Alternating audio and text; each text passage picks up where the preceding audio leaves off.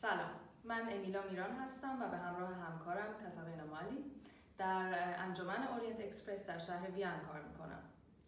Orient Express ist ein feministischer Verein, der eine Beratungsstelle in den Sprachen Arabisch und Türkisch, zwei anonyme Schutzeinrichtungen für Frauen und Mädchen, die von Zwangsheirat bedroht oder betroffen sind, eine bundesweite Koordinationsstelle gegen Verschleppung und Zwangsheirat und ein Lernzentrum betreibt.